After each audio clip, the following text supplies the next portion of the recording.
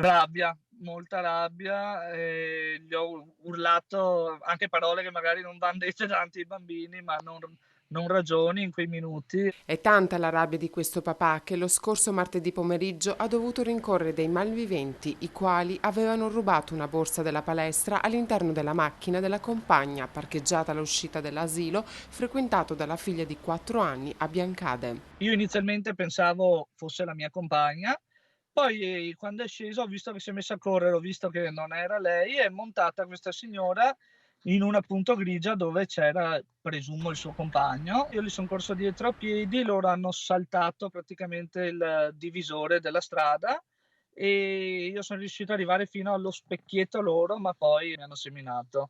Momenti difficili e situazioni che possono mettere alla prova i genitori e non rimane altro che agire distinto. Diciamo che all'inizio io non avevo ben capito la situazione. Quando ho visto che si è messa a correre ho realizzato che e ho visto che aveva in mano la sacca della bambina e ho capito cosa stava succedendo. Un luogo preso di mira e studiato da diversi giorni dai delinquenti che però si trova in un punto morto perché sprovvisto di telecamere di sicurezza.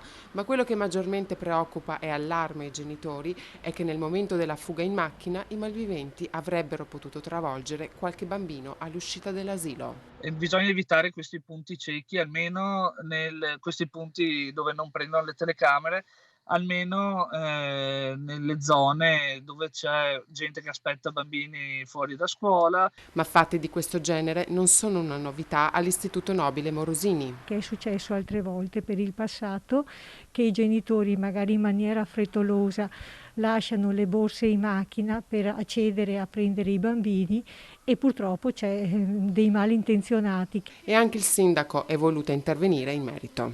Non è assolutamente giusto che ai ragazzi venga tolto quanto è loro, neanche agli adulti chiaramente, però farlo con i bambini è ancora più squallido.